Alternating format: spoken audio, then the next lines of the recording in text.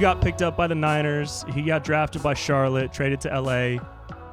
Coming into both your leagues at the same time, had you heard of him yet? Yeah, I did. I mean, I think everybody realized that he was one of those phenoms. You know, everybody obviously had so much expectations of him. Obviously, the organization, considering they drafted him when they did. And then you started to hear all the stories about, what a phenomenal talent he was and how he patterned his game after Michael Jordan.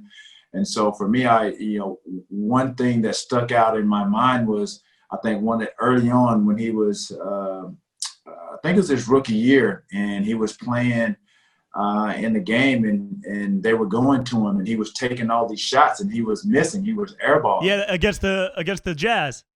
Right. It was one of those moments. It's like, you really didn't know what the future held for him. And it was like, man, me watching the game, it's like, man, there's so much tremendous pressure on him just as a high schooler, and they're looking for him to take game-winning shots. And the thing was, he wasn't shying away from taking those shots. And so it's, obviously you fast forward and you think about, the people that critique his game and they make such comparisons with whether it's him, Michael Jordan, or they try to rank, him, Mike and LeBron, in no particular order. But you think about how much pressure that had to be on him as a high schooler to not, like I said, have your team and organization look to you to take those shots. And then you just have the balls enough to take them, and, whether you make it or not, you're going to take it. And so for him, that was sort of like a microcosm. We saw a short window of who he was. Mm-hmm. And when you were coming up in your early years and into your career, as your career kind of mirrored his, were there moments where you would see like his highlights or him playing, and it would spark something in you? When you talk about the totality and the entirety of his career, I like it because it's not squeaky clean. It's not squeaky clean. He's not perfect, and I like that. And for me, I'm the same way. I'm not a perfect person, and we all aren't perfect beings. And Kobe is a prototype that basically everybody, as you're asking me, we marveled. We look for motivation, inspiration, and just the way he approached the game, just his demeanor while playing the game. These are the things that I watched, and these are some of the things that I had in myself. But then when you think about tough moments that we all have as athletes, and we want to push through, or we find ourselves in moments where we're looked upon to make big plays, you kind of think back and you kind of reflect, and you think about the greats that we have witnessed come through in the most triumphant of times. And so I was the same way when I was on the football field. I knew I wasn't Kobe. I knew I wasn't Michael Jordan. And I knew I wasn't Jerry Rice, who I played with, my teammate. But we always, for me, I never was a high school standout. I wasn't a high school star by any means. And I'll say the same for myself at the collegiate level. But once I developed that confidence, that self-confidence in myself, and I saw guys that were talented and they elevated their games that much more. When you talk about Kobe's and the Michael Jordans, and now we're seeing what LeBron is doing. You talk about most notably Michael Jordan and Kobe. They have that killer instinct, that mentality that you just don't see from certain athletes that we should see it from. And so, Kobe did it for me. Michael Jordan did it for me. I just saw guys that they didn't allow their athletic ability to just float through their years of playing. They basically pushed the envelope of what was inside their bodies. And you've heard Kobe say it many, many times, like he pushed his body to the limit. What's that like in the mind of a pro athlete to really just say, you know what, I'm not just going to coast on my talent. I need more. It's similar to what I have now when I speak to kids, and I have a clothing line, and the premise and backbone of my clothing line is based on my 3 Ds. That's desire, dedication, and discipline.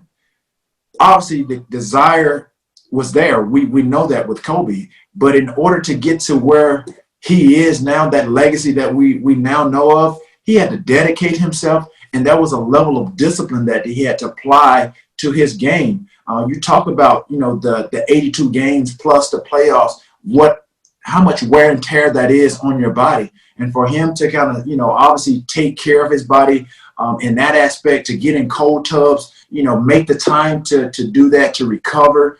Not a lot of guys, not a lot of athletes are willing to go through that to become the best version of themselves.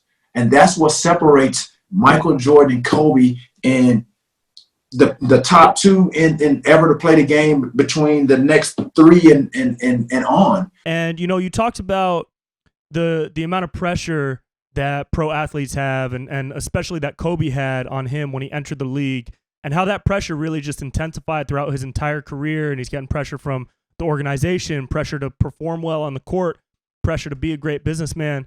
But the through line for Kobe's life was always his family. And it doesn't surprise me. Yes, you have to allow a person to grow up and mature and become the adult and the human beings that they become. And we saw that with Kobe, and we don't know what entails or what goes on when an athlete goes home away from, what they're called their sanctuaries, is the court or the football field or any type of sport court or whatever the surface is.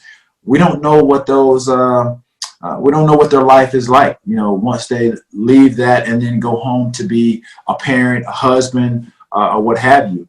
And so I'm glad that there has been a lot of light shed on who Kobe is. I just posted a picture on Instagram just moments before we got on here, and it was one of the last times that I saw Kobe in person.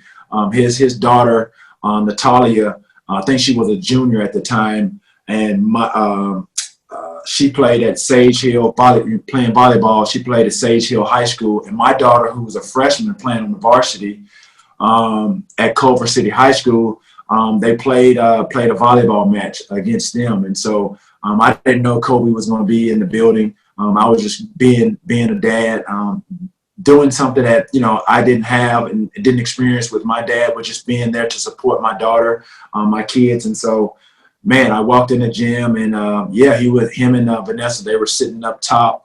And so I saw him from across the floor. I walked over, and we just ended up talking, not about sports or anything, but we were just talking about our daughters and just being there in support. Yeah, the way he carried himself with his relationships, whether they were personal or business, big or small, he really gave every ounce of his energy to every relationship he kept. And I think that's something that he gave to a lot of people. That's an inspiration that he gave to a lot of people.